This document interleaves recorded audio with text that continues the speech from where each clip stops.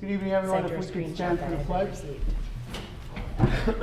I pledge allegiance to the flag of the United States of America and to the republic for which it stands, one nation, under God, indivisible, with liberty and justice for all. Thank you, and welcome to the Thursday night, February 6th Town Board meeting. If you would please notice the two exits behind you. There's an exit behind us in this direction. Please mute all phones and electronic devices. Kathy, can we get a roll call? Yes. Councilman Cypress? Here. Councilman Larka? Here. Councilwoman Lewis? Absent. Councilman Mazzata? Here. Supervisor Durante? Here. I'd like to make a motion to come out of executive session with no action taken. Second. All in favor? Aye. All right, I'd like to make a motion to open our public hearing. Second. All in favor? Aye. So tonight, we have a public hearing for the proposed local law amendment, Chapter 126, Taxation, Article 6, Volunteer Fire and Emergency Services Exemption. So we talked about this a little bit last week. It's basically anyone that volunteers in a neighboring town, fire department or EMS, I believe. That's right? correct. They will have a tax break in the town of Southeast. So tonight's a public hearing. If there's anyone from the public that would like to speak on this, please come on up. No one from the public wants to come up? All right. So I guess I could make a motion to close the public hearing with a 5-day Written comment period. comment period to follow. Second. All in favor? Aye. All right, so we can go right into the work session. We have two discussions tonight. Our first discussion is updating the 2025 fee schedule. There's a good amount of items on this that we've gone through. I don't think the fee schedule has had any adjustments in a few years now at this point, right? So we kind of went through it, adjusted what we felt was necessary. The building department helped us out. Anyone from the board have any suggestions or input of what we're doing? I'm happy with where we landed, other than just cleaning Yeah. up that one section, so. Yeah, there's a couple of sections that were a little bit, I didn't realize they were all over the place. But yeah, we'll correct those. We'll post it tomorrow at some point. I mean, the So- biggest highlight that I would bring up is the peddler's permit. We're gonna make it better. Yes.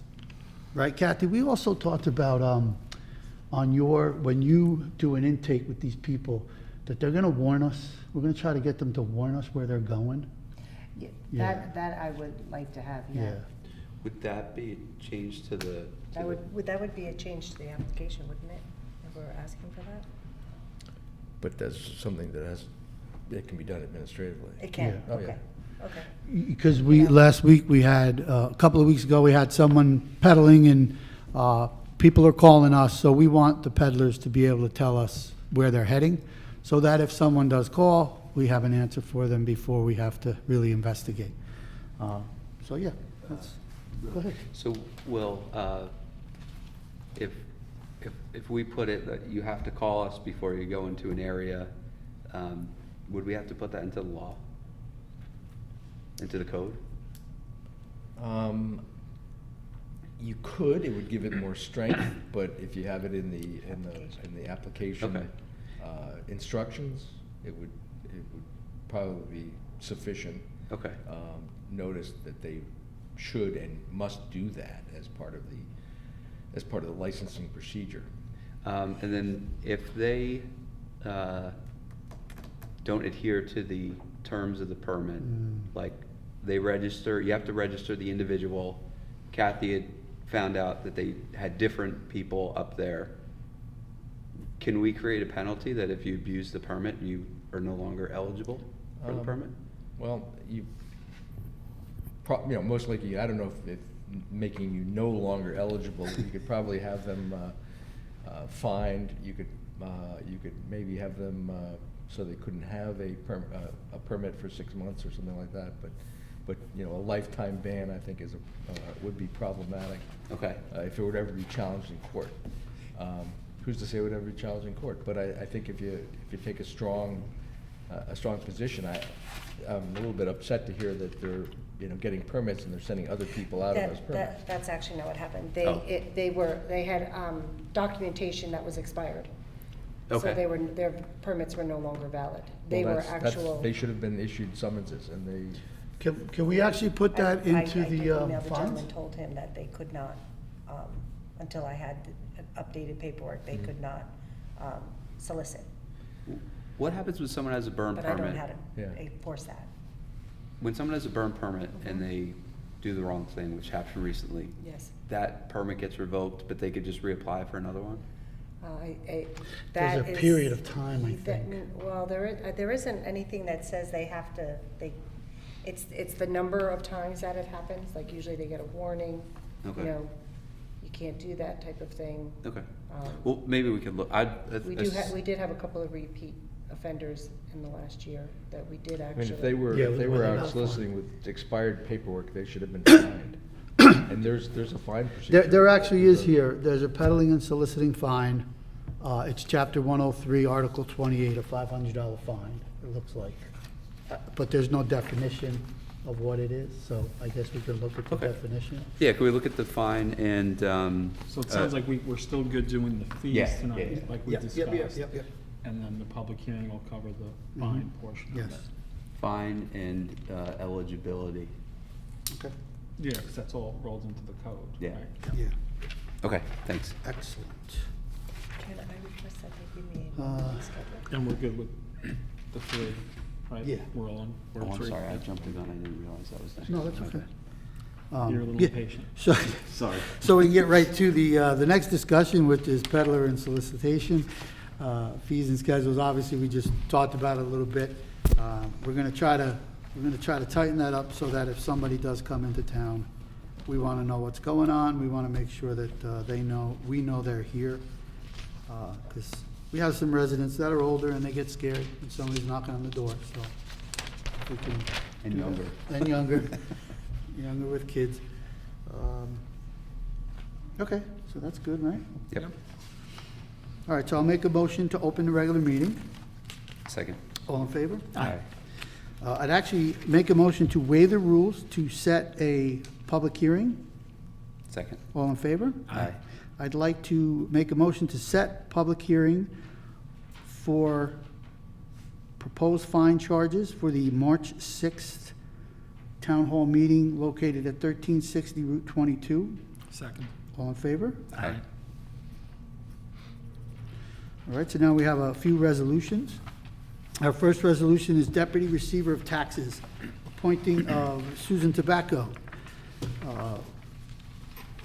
Now therefore be it resolved, the Town Board of the Town of Southeast hereby appoints Susan Tobacco, Deputy Tax Receiver of the Town of Southeast, and be it further resolved, this resolution shall take effect immediately, and the foregoing appointment shall take effect upon the taking and filing of the oath of office with the town clerk as provided by law. So moved. Second. All in favor? Aye. Our second resolution is to adopt the updated 2025 Town of Southeast fee schedule. Now therefore be it resolved, the attached amended 2025 fee schedule is hereby adopted, and such fees are approved by the town board. And be it further resolved that this resolution shall take effect immediately. So moved. Second. All in favor? Aye. Excellent. Budget transfers. I make a motion to waive the reading of the budget transfers and to accept such transfers as submitted. Do I get a second? Second. All in favor? Aye. You did see Ron's email yesterday about the budget transfers? He sent an email later in the afternoon when he gave the supervisors numbers, explaining how we're moving forward. So check that out. Okay. I'll make sure you see Yeah, it tomorrow. as you know, I've been anxious for the new Yeah. procedure, and For sure. if he sent it, I apologize. I did not. No, it's all see good. it. Okay, so our next item would be new business. Does anyone have any new business? I do not. No, No. no news is good news. All right, so with that, I guess we're near the end of the meeting. If anyone from the public has a comment, you can come up to the podium and speak, except for maybe you two. Hey, Scott, how are you?